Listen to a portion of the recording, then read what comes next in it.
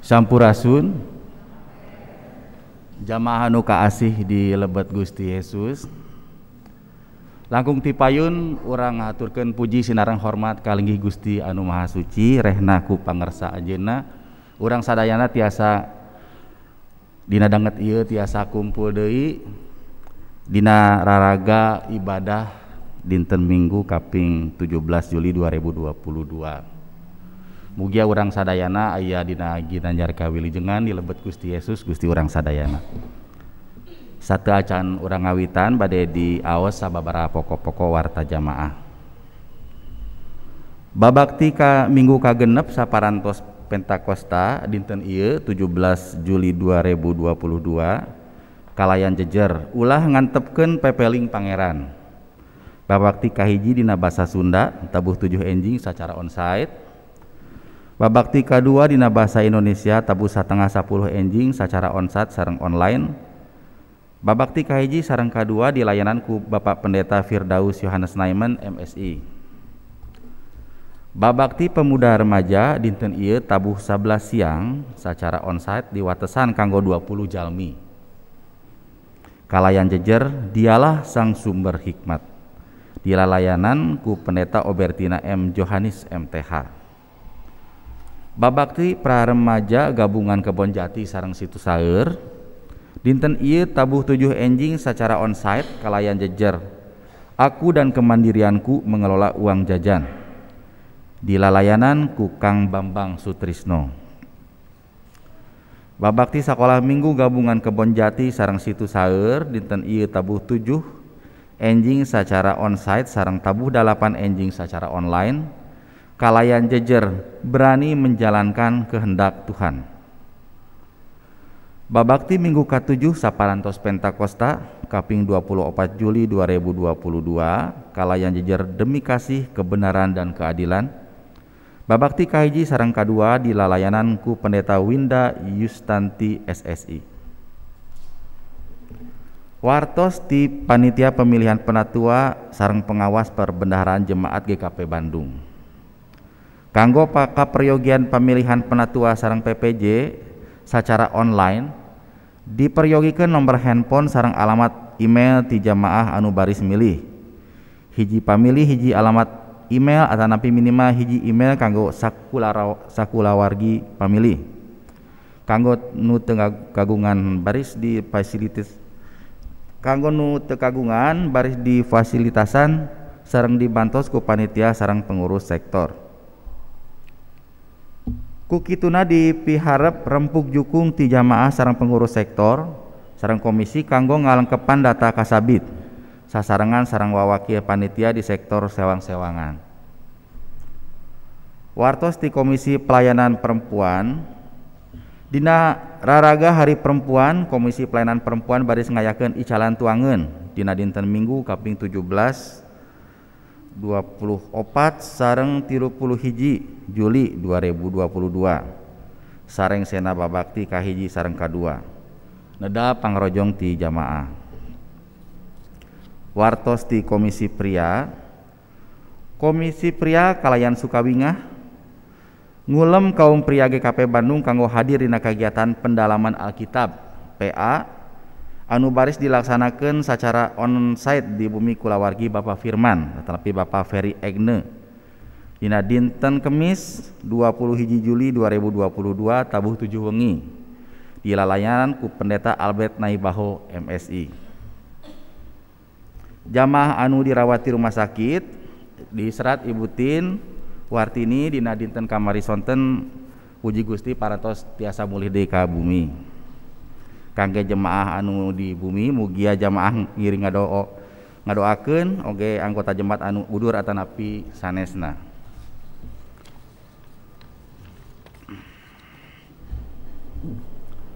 Panitia Hari Raya Gerejawi 2022 saluyu sareng rapat pleno kaping 15 Juli 2022 sareng surat keputusan Majelis Jemaat Gereja Kristen Pasundan Bandung nomor 005 Gura Condong SK Gura Condong MJGKP strip Bandung Gura Condong 7 Romawi Gura Condong 2022 parantos netepkeun panitia Hari Raya Gerejawi 2022 ku area 3 kanggo babakti perayaan HUT RI, HUT GKP, malam Natal, babakti perayaan Natal sareng babakti akhir tahun Gereja Kristen Pasundan Jemaat Bandung.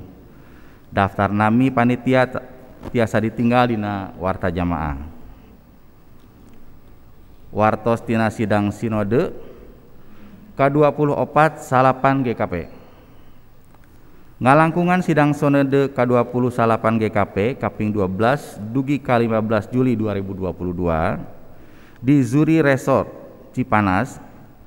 Parantos kapilih personalia Majelis GKP, Pangawas Perbendaharaan Sinode, Penasehat Majelis Sinode periode 2022-2027. Daftar personalia aya dina warta jamaah. Sakitu pokok-pokok warta jamaah kanggo waktu salengkepna tiasa ditinggal dina warta jamaah anu parantos dibagikeun ngalangkungan WA atanapi web GKP Bandung. Hatur nuhun.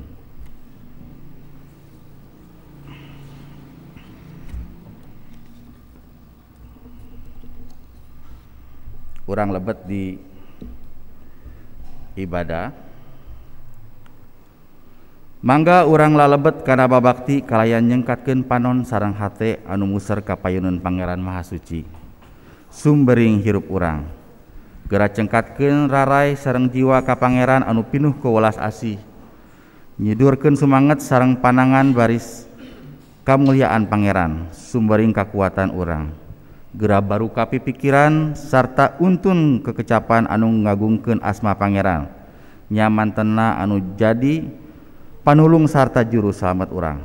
Ku kituna jamaah nu dipika asih dihaturanan ngaradeg sareng urang muji Gusti tina KKE hiji ayat hiji dugi kadua geus datang deui Ahad.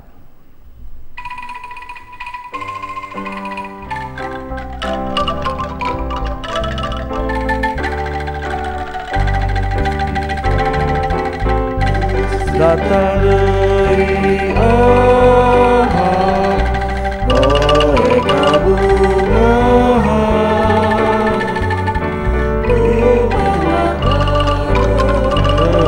lumahan, kaenahan umat, nunyorok kasusahan, tur banget bangsa.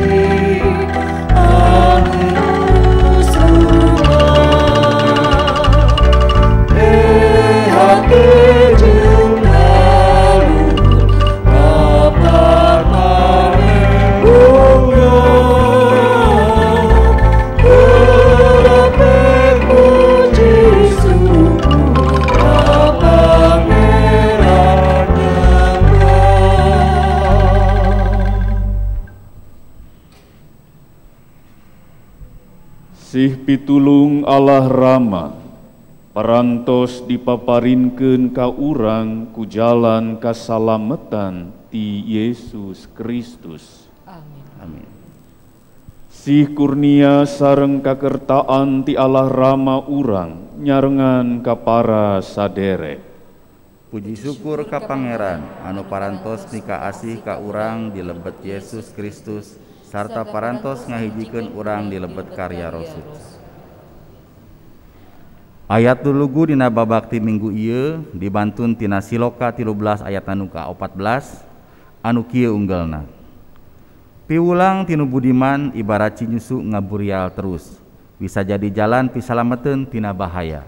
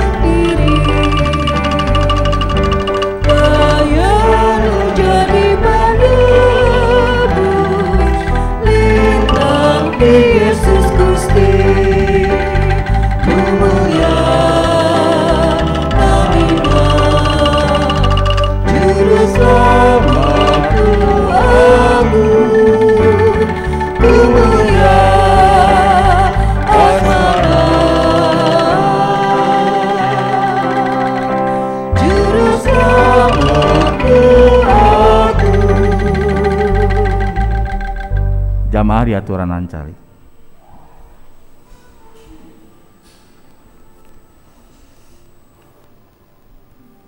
Pangeran miharep sangkan manusia salamina raket sareng anjeunna.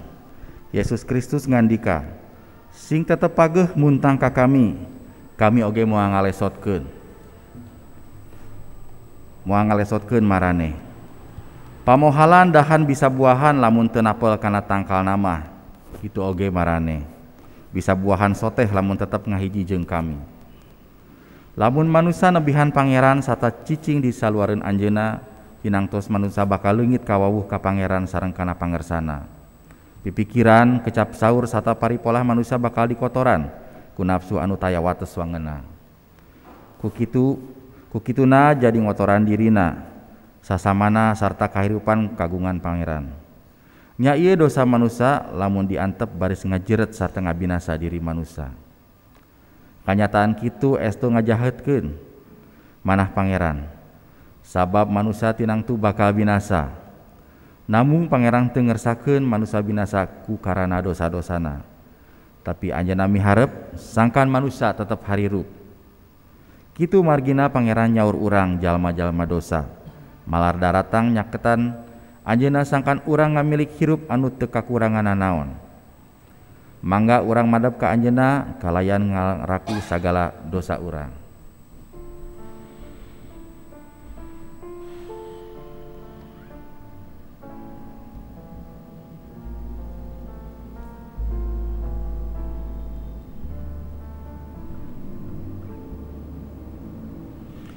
Nun Gusti nu maha kawasa sareng nu maha asih, kalayan handap asor abdi sadaya kumawan tundu beungeus kalinggih Gusti.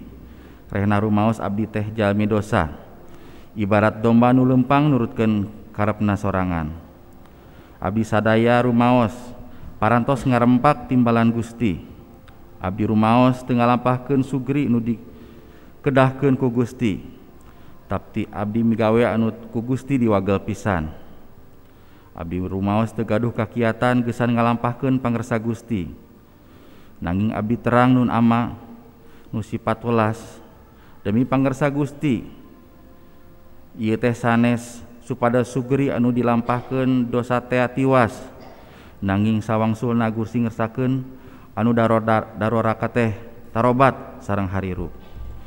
Eta margina demi panjenengan Gusti Yesus Kristus nu janten jalan pangangon anu satia anu parantos ngorbankeun nyawana janten panabus sagala dosa kagunganana. Mugi Gusti kersa ngahapunten samudaya dosa sim abdi. Mugi Roh Suci ngiatkeun sim abdi supados sim abdi tiasa hirup tumut kana dawuhan Gusti. Amin.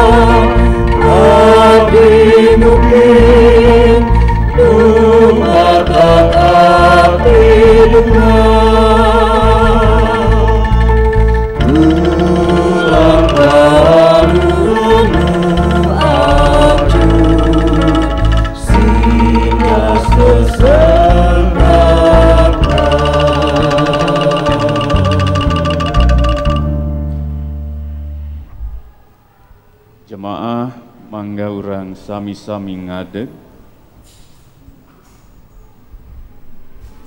Jamaah anu bagja rasa kaduhung urang anu temen wekel baris ditampi ku pangeran. Margi pangeran anu dikenal ku urang teh welas asih. Pangeran bakal muka manahna kangge unggal jalma anu oge kalayan jujur tur ikhlas muka hatena ka anjeunna. Mantena sayagi baris ngahapunten unggal jalma anu nyaketan ka anjeunna. Sakumaha pangandikana dina Yesaya 4 anu ka13 ngadawuh, kami teh pangeran Allah maneh anu nguatkeun leungeun katuhu maneh timbalan kami. Ulah sieun maneh ku kami rek dibantu.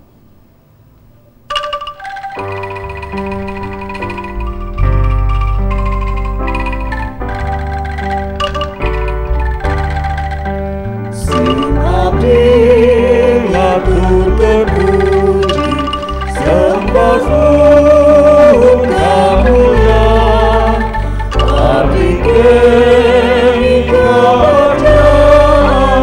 Terima kasih.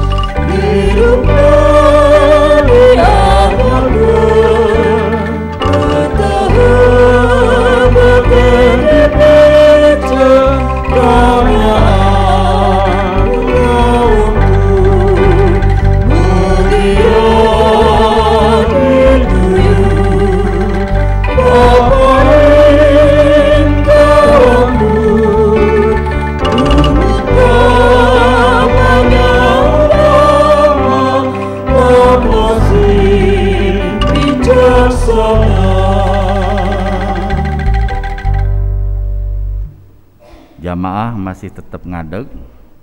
Mangga urang sami-sami muji Gusti tina aosan Jabur 15. Sareng sena ngaos Jabur, urang sasarengan muji Gusti tina KKE nomor 61. Nun Pangeran saha anu diwidian marek kabay suci.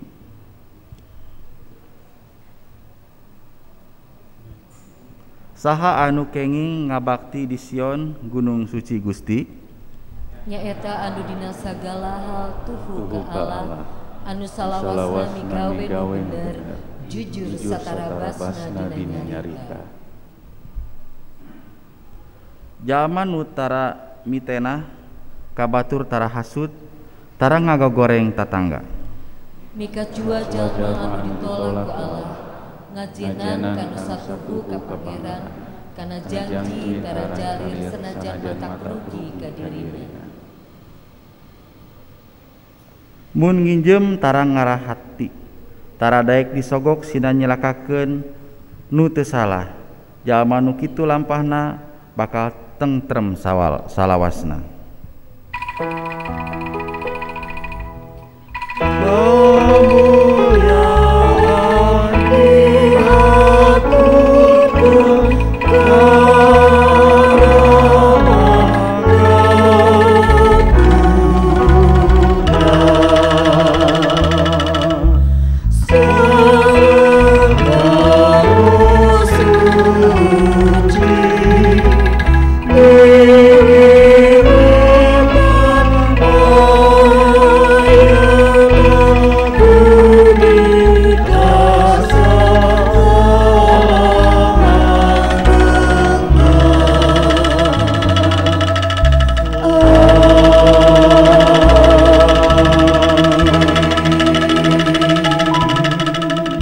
Mangga diaturanan linggih.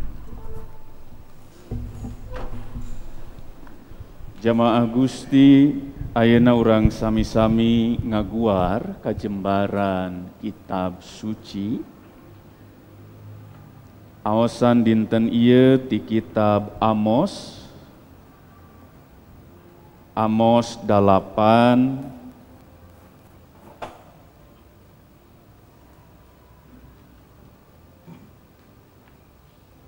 ayat 4 dugi anu ka-10.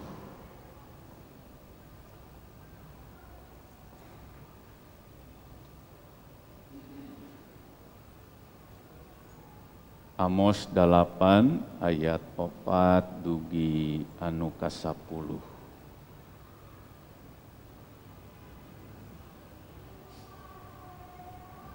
Sateacan urang ngaos sasarengan urang dumeuheus ka Gusti neneda pitulung Roh Suci. Mangga urang sami-sami neneda. Nun Ama anu welas asih,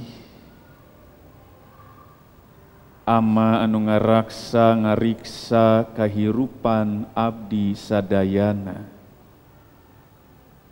Dina danget ieu rehna abdi sadaya kacida sugemana, disaur dina waktuna, diundang dina mangsana, diangkir dina wancina, dina raraga babakti ka Gusti anu Maha Suci. Gusti anu welas asih, abdi sadaya ayeuna parantos siap sadia kanggo ngaos kitab suci. Mugia Roh Suci anu maparin kamampuh kanggo abdi sadayana, supados tiasa ngartos tur nampi pangandika Gusti. Berkahan oge sim abdi salaku badega Gusti, supanten tiasa ngadugikeun dawuhan Gusti ieu sapagodos sareng pangersa Gusti. Mangga Gusti gerangan dika, abdi sadaya parantos sadia.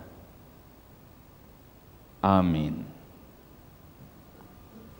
Amos 8 ayat 4 dugi ayat anu ka-10. Anu kieu unggelna. Darengekeun ieu jalma-jalma tukang ngaleyek jalma walurat, anu usaha ngabasmi kaum miskin ti jero nagri. Ceuk maraneh ngomong sorangan, geus teu sabar ngadago lekas sanana poe-poe suci, hayang buru-buru ngajual gandum, iraha rek anggeusna poe sabate, hayang buru-buru barang jual deui, rek nyatut harga malsu takeran jeung ngulinkeun timbangan nipu langganan. Tarigu murah ge bisa dijual mahal, terus rek neangan jalma miskin nu teu bisaeun mayar hutang. Najan hutang nangan saharga sendal sapasang, eta jalma rek dibeli keur pi badegaeun. Pangeran Allahna urang Israel geus sumpah, kami moal bisa poho kana kalakuan maranehna anu sakitu jahatna. Kusabab kitu bumi bakal inggeng kulini, jalma-jalma bakal tunggara, sakuliah nagri bakal genjlong jeung naik turun kawas umpalan walungan Nil. Bakal datang mangsa panon poe ku kami rek disina surup wanci tengah poe, bumi sina poek berang keneh, kitu timbalan kami Pangeran nu Maha Agung. Pesta-pesta maraneh rek dibalik jadi poe nguburkeun, nyanyian-nyanyian gumbira maraneh rek diganti ku midangdang, maraneh ku kami rek dipaksa ngagarundulan sirah jeung marake baju karung. Maraneh bakal careurik lir kolot anu ditinggalkeun paeh ku anak hiji-hijina. Dina akhirna eta mangsa teh kacida matak balangsakna. Nya bagja sakur nu ngupingkeun dawuhan Pangeran kalawan netepkeun dina hatena, tur ngamalkeun dina sajeroning hirupna. Haleluya.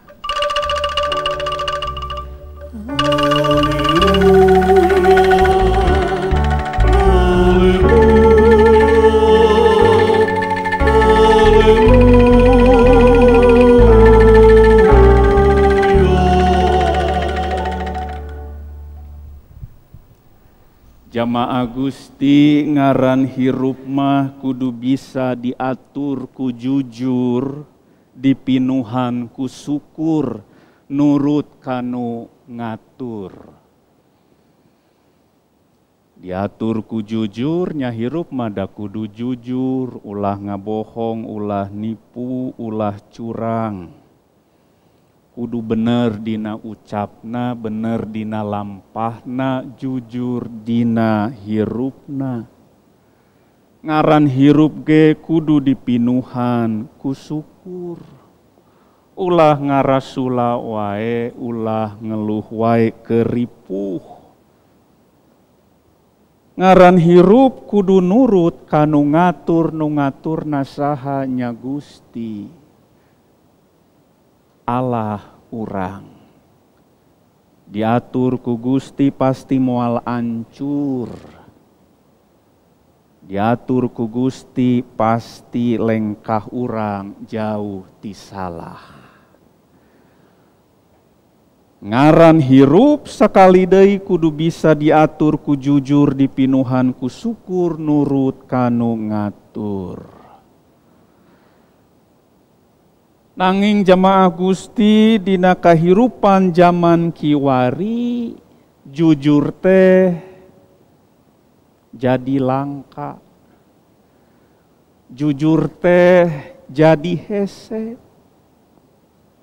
Seueur jalmi anu tos teu tiasa jujur dina kahirupanana, oge dina usahana.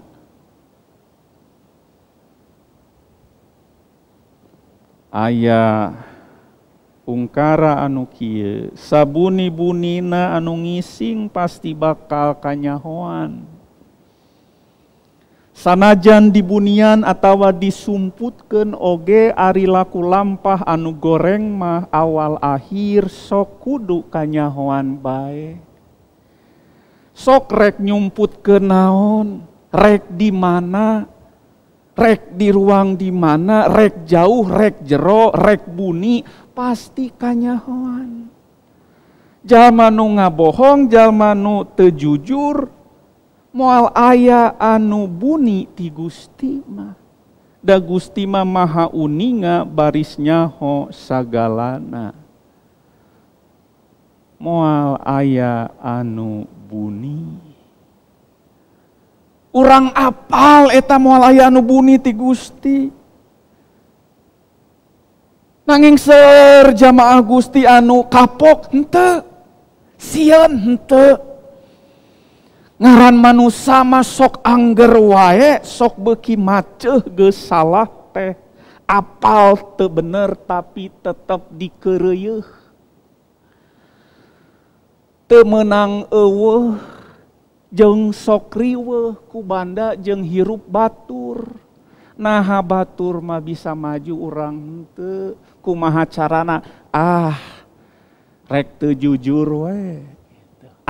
Rek nipu we. Padahal Gusti uninga. Jalma anu henteu jujur, jalma anu sok hianat, jalma anu munafik. Bahayana jalma nu model kitu beungeut nyang hareup ati mungkir. Siga bager tapi bader. Siga badega tapi balaga, siga alus tapi bulus, siga nyaah tapi fitnah, siga nya tapi henteu jujur. Jauh ti bener. Hirupna palsu, loba ngabohong, ibadah rajin tapi tetep jahat. Beungeut nyang hareup ka Gusti tapi ati mungkir, ati nonggongan ti Gusti, ibadah tapi hatena kanu lain. Laku teu ditata da mikirna ukur harta, laku sok beda da fokusna ka banda, laku jadi salah da sok nyieun masalah, boro-boro lega manah nu aya mah teu amanah. Beungeut nyang hareup ka Gusti tapi ati nonggongan Gusti, kasasar lampah, obah satia, mindah nyembah ngadua percaya, jahat ka sasama. Eta oge kaayaan jamaah Israel di zaman Nabi Amos.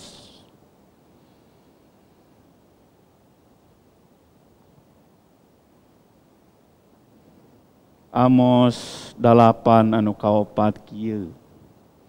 Jalma-jalma tukang ngaleuyek jalma walurat anu usaha ngabasmi kaum miskin ti jero nageri. Anu kalima geus teu sabar ngadago lekasanana poe-poe suci hayang buru-buru ngajual gandum iraha rek anggeusna poe Sabat teh hayang buru-buru barang jual deui rek nyatut harga malsu takeran jeung ngulinkeun timbangan nipu langganan. Eta jamaah Gusti di Israel keur harita. Hirupna teu jujur cenah mah. Malsu takeran jeung ngulinkeun timbangan nipu langganan nyatut harga. Ngabohong malsukeun sagala rupa keur naon? Keur kauntungan diri sorangan. Batur rugi teu paduli. Batur sangsara teu paduli. Batur jadi susah sabodot euing. Kaayaan urang Israel keur harita aya dina kahirupan anu jauh ti Gusti. Henteu jujur, henteu pinuh syukur, henteu daek diatur, kudu ngatur. Ku kituna Amos ngadugikeun pepeling jang umat Israel. Anu ayat nu ka-7 ngadugikeun Pangeran Allah na urang Israel geus sumpah kami moal bisa poho kana kalakuan maranehna anu sakitu jahatna. Eta pepeling didugikeun sangkan areling.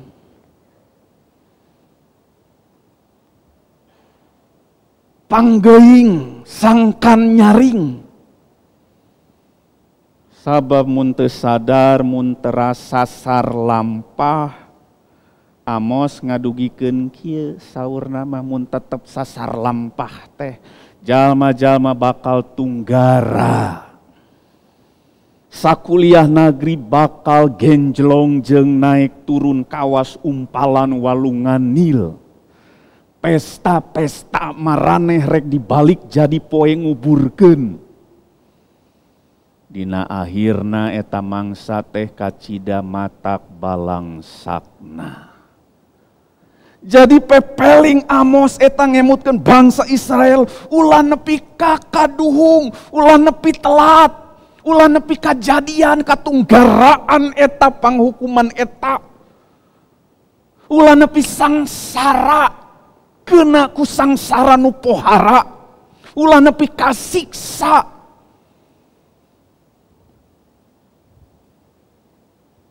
Kukituna sapertos jejer khutbah urang dinten ieu ngemutkeun urang sadayana ulah ngantepkeun pepeling Pangeran.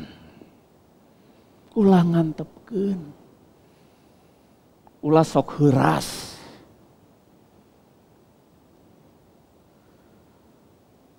Ulah nepi siga bangsa Israel nu ngantep pepeling Pangeran.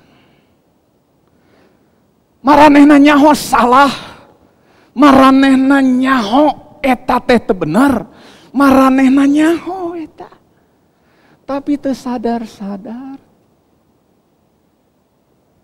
Henteu babalik pikir, henteu tobat. Urang mau ulah nepi ka kitu.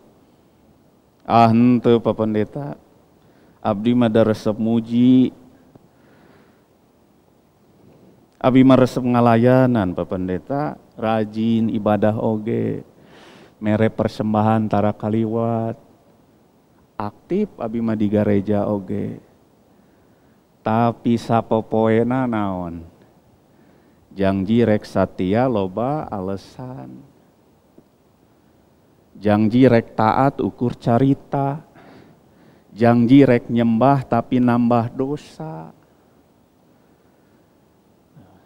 Ka gereja nambah dosa angger. Ka gereja ngabohong mah nya. Dikeureuh we unggal poe daneangan untung teh.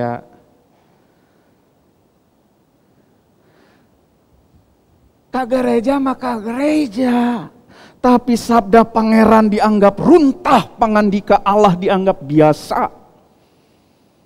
Pangeling-ngeling ti Gusti, pepeling ti Gusti, dawuhan Gusti, siga teu teurak.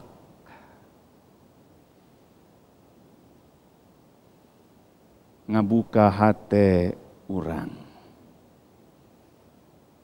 Sigana mas tos seueur jalmi anu adat kakurung ku iga tibatan tobat malah ngadat.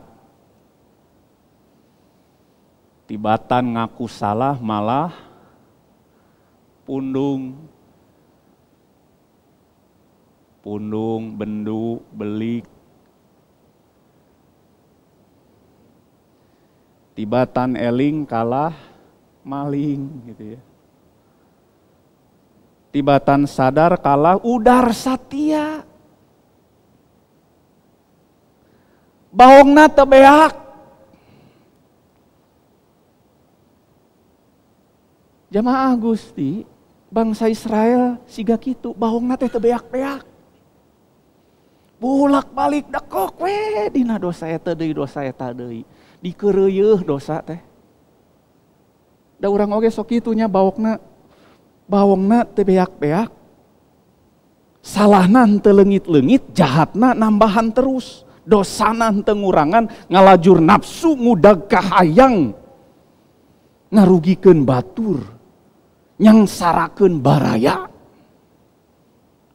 Henteu papaneta abdi mah tara kaliwat. Abdi mah rajin, KRT ibadah rajin, panglayanan rajin. Tapi kunaon bisa beda kalakuan dina ibadah sadidinten. Ibadah jeung laku hirupna beda. Sabab fokusna lain ka Allah, tapi ka diri sorangan. Kukituna jamaah Gusti, sakali deui jejer urang dina danget ieu ulah ngantepkeun pepeling pangeran. Aya tilu perkawis anu bakal dilenyepan ku urang. Nu kahiji kudu eling ulah maling. Eling sanes ukur emut tapi sadar. Sadar diri ti saha, hirup ti saha, boga ti saha, bisa ti saha. Ti mana jeung rekamana urang sadar pisan. Jalma nu teu eling pasti maling, nyokot nu lain hakna, nyokot milik batur, osok nyokot teu inget maot. Jalma anu henteu eling hese dipepeling, teu teurak dipapagahan. Jalma model kieu ibadah tapi laku teu endah. Ibadah tapi jauh ti hade. Ibadah tapi jauh ti bener. Ibadah tapi hirup beuki ngaco. Ibadah rajin, maling oge rajin, resep. Jadi kebiasaan. Ritual resep tapi sosialna rusak. Da bangsa Israel oge siga kitu baheula teh di zaman Amos. Rarajin pisan ibadahna. Ibadah jalan, nipu oge jalan. Dipepeling, henteu eling. Urang mah ulah nepi dugi ka kitu. Nu kadua, pek nyaring entong gering. Nyaring imana hudang, imana henteu sare. Iman nu nyaring moal ngantep batur, iman nu nyaring moal ngehesekeun batur, iman nu nyaring moal ngarugikeun batur, iman nu nyaring moal ngarusak batur, iman nu nyaring pasti ngadenge dawuhan Gusti. Pasti bisa dipepeling, pasti bisa digeuing. Moal ngantap kanu salah, moal terus dina salah. Iman anu nyaring, pek nyaring entong gering. Tapi mun imana gering, nya gering mah dah henteu sehat atuh.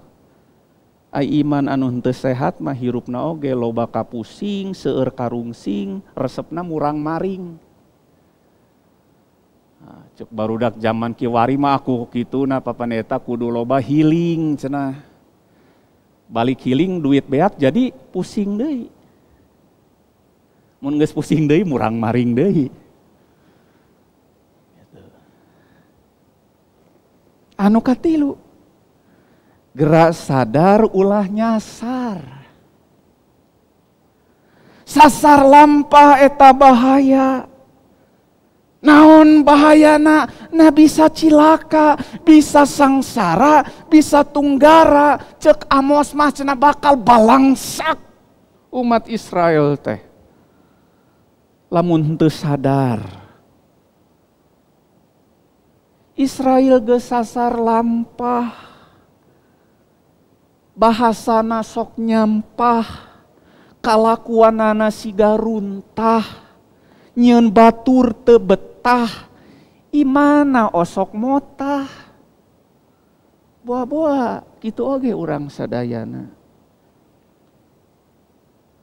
Jalma nu kitu pastina sagala dirempak kabeh didupak. Teu paduli aturan. Jamaah Gusti urang sadayana kedah siap kudu narima perlu nampi upami digeuing upami dipepeling ulah ngantep kana pepeling Gusti mangga urang eling hayu gera nyaring sok regepkeun tur lakukeun. Anu ngaranna hirup lain soal gede tapi kudu hade. Gede oge loba banda, loba harta, ai hirup teu hade mah jang naon. Boga sagalana ai tinu teu jujur mah jang naon. Hirup lain soal boga tapi soal ngajaga kepercayaan, ngajaga iman, ngajaga laku hirup, ngajaga laku lampah, ngajaga ucap sareng basa urang. Sangkan tetep eling. Kukituna ulah diengke-engke bisi moal aya engke. Salami hirup masih kene aya, nyawa masih ngancik dina raga sancan urang mulang ka asal. Da ieu wujud mah dituntut ku waktu awak dialaku mangsa diri diciwitan wanci janten mumpung masih aya keneh waktu hayu urang ulah ngantepkeun pepeling pangeran ngarah boga laku hade sikap anu henteu gumede tapi bageur anu gede. Gusti ngaberkahan urang sadaya. Amin.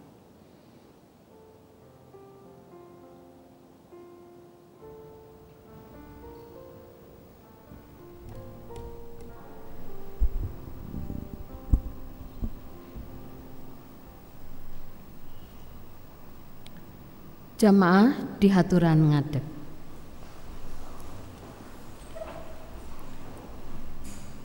Mangga urang ikrarkeun iman kepercayaan urang sasarengan.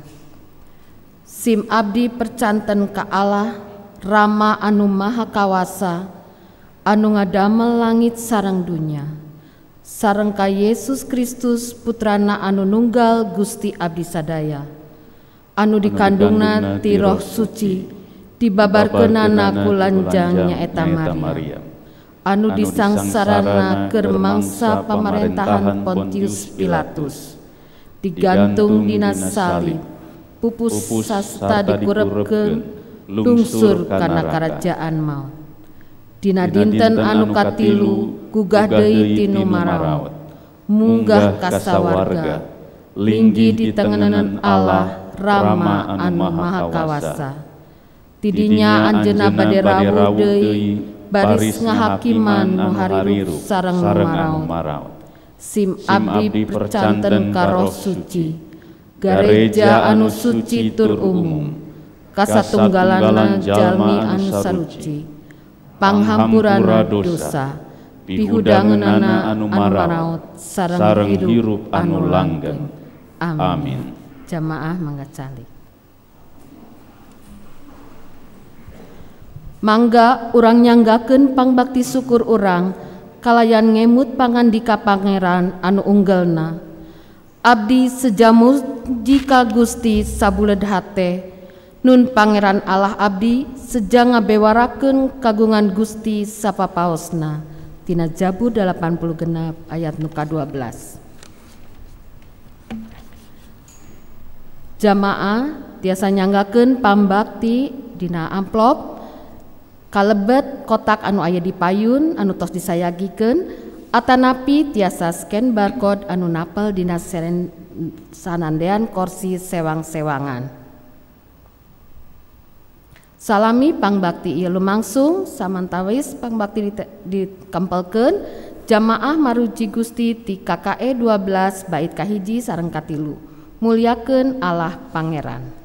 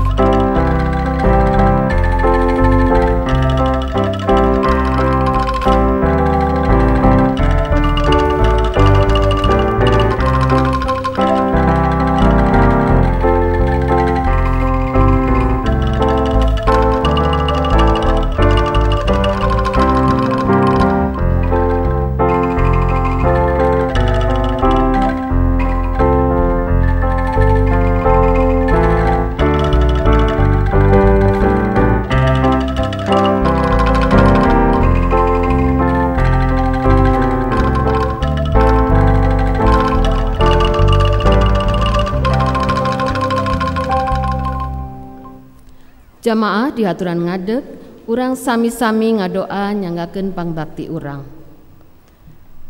Nun Gusti Allah, abdi sadaya ngaturkeun rebu nuhun laksa ketika bingahan kahunjuk panjenengan Gusti.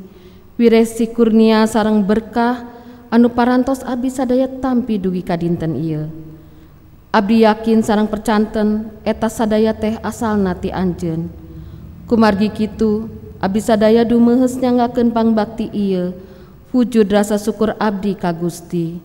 Mugi ulang abdi sangkan ngagunakeun hirup abdi jantan anu nyanda kertara harja kanggo sasami. Di lebet nami Gusti Yesus Kristus abdi sadayana neda. Amin. Mangga cali.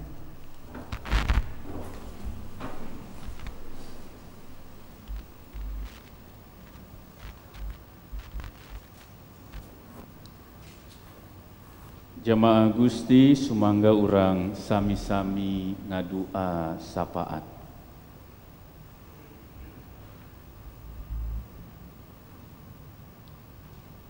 Allah Rama anu linggi di sawarga, abdi sadayana ngahaturkeun sembah syukur parantos tiasa ngupingkeun dawuhan amat. Mugia abdi sadayana tiasa ngalaksanakeunana. Dina kasempetan ieu oge abdi sadaya mupuja ka Pangeran nu Maha Kawasa nu ngatur hirup abdi sadayana. Nya Gusti anu Maha Suci, Gusti anu nungtun sareng nuyun abdi, mugia hirup abdi oge saterasna diatur ku jujur, pinuh ku syukur, diatur ku Gusti anu ngatur. Supanten hirup abdi tiasa tetep bener, henteu mengpar timna timbalan Gusti. Paparin abdi oge sagala kakiatan ti Roh Suci, supanten tiasa ngungkulan sagala kapaur, kuat dina kaayaan udur, teu ngalajur nafsu, teu ngumbar amarah. Nun ama berkahan oge para pandita, para penatua, PPJ, komisi, PHRG, panitia, pemilihan penatua sareng anggota PPJ, sangkan aranjeuna tiasa sareundeg saigel sabobot sapihanean, tiasa silih rojong, tiasa silih bantos, sangkan tiasa oge ngalaksanakeun segala panglayanan, supanten tiasa janten berkah. Mugia oge sadaya bagian GKP Bandung tiasa ngawangun kahirupan anu sae. Sadayana jamaah diaping, ditulung, diberkahan dina kahirupan laki rabina, dina kahirupan padamelanana, dina kahirupan panglayananana, dina kahirupan sakarola murang kalihna, sareng dina kahirupan kasaksianana sadidinten di mana bae ayana. Kanggo jamaah Gusti anu nuju tepang taun mugia diberkahan, anu nuju tedamang boh anu dirawat di bumi atanapi di rumah sakit di antawisna, Bapak Sukardi Sairun, Bapak Iwayan Karda, Ibu Mi Haryati, Ibu Parwati Emdani, Ibu Hana Sarean, Ibu Murniah Paimin, Ibu Sri Andayani Rikin, Penatua Trisurya, Bapak Mahdi Salim, Ibu Elizabeth Watimena, Bapak Rahman Kaiin, Ibu Min Suhaemi, Ibu Ani S. Jiun Sarean, Evi Gultom, Bapak Aka Siringo-ringo, Bapak Undang, Ibu Kandi, Bapak Yafet, Ibu Tinting Pardede, Bapak Dr. Rahmadi Saiman, Ibu Nasia, Ibu Yayah S. Jalimun, Ibu Elizabeth Karyo, Ibu Irawati Majiah, Ibu Ode Sukarsi Narsipan, Ibu Dwiya Puspayani, Ibu Tuti Farida, Ibu Sutarsi Saiman, Ibu Yusiana Ejiun, Bapak Dr. PS Napitupulu, Ibu Entun Sakiran, Bapak Rasmita, Ibu Yeni Minar, Ibu Priyatni Karyo, Ibu Ana, Ibu Atih, Ibu Ana Friska, El Sadai, Penatua Lukas, Ibu Henlisa El Sulaiman, Bapak Ade Jayadi, Ibu Sumia Sulistyo, Nicholas C. Widodo, Linden C. Gafrila, sareng teka kantun Ibu Tin Wartini. Mugia ku Gusti sadayana diberkahan, dipaparin kakiatan, disehatkeun deui. Gusti anu Maha Suci, dina danget ieu oge abdi neneda kanggo para sepuh. Mugia dipaparin karahayuan, kaseger bugeran, kajagjag waringkasan, kabagjaan, kasugemaan kahirupan. Kanggo murang kali abdi oge anu enjing Senen ngawitan sakarola diberkahan, dilancarkeun sagalana, dicekapkeun sagala anu diperyogikeunana. Gusti oge ngaberkahan aranjeunana sadayana. Nya Gusti anu Maha Suci berkahan oge majelis sinode PMS sareng PPS GKP periode anu anyar tahun 2022 dugi ka 2027. Dina sagala tugasna, dina sagala pancena, mugia ku Gusti dipaparin kamampuh. Supanten aranjeuna tiasa janten bade ka Gusti anu satia ngamuliakeun nami Gusti, janten contoh anu hade ngalayanan pinuh kusuka sareng bunga. Berkahan oge nya Gusti anu Maha Suci sagala program kerja sinode GKP. Mugia tiasa dilaksanakeun kalayan sae sareng janten berkah. Berkahan oge sadayana nya Gusti bangsa sareng nagara Indonesia, ku Gusti diberkahan sadayana. Pamarentahan Indonesia ku Gusti dipaparin kamampuh supanten tiasa ngalaksanakeun panglayananana kalayan sae, supanten tiasa ngaronjatkeun kamajuan bangsa Indonesia, rahayatna tiasa sugema makmur, dicekapkeun sagala pangabutuh kahirupanana.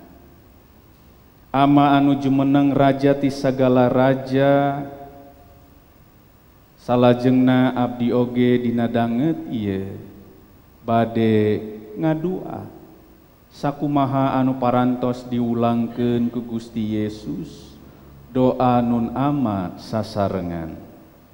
Nun ama nu linggih di sawarga, jenengan ama mugi disucikeun, kerajaan ama mugi rawuh, pangersa ama mugi laksana di dunia sapertos di sawarga. Mugi abdi dinten ieu dipaparin rejeki anu picekapeun, sareng mugi ngahapunten kalelepatan abdi, sapertos abdi oge ngahapunten kanu garaduh kalepatan ka abdi. Mugi abdi ulah dilebetkeun kana cocobi, sawangsulna mugi disalametkeun tinu jahat. Wirehing nya ama anu kagungan kerajaan sareng kakawasaan sarawuh kamuliaan salalanggengna. Amin. Jamaah Gusti mangga urang sami-sami ngadeg urang muji Gusti pupujian pamungkas tina Kidung Kabungahan enggal 88.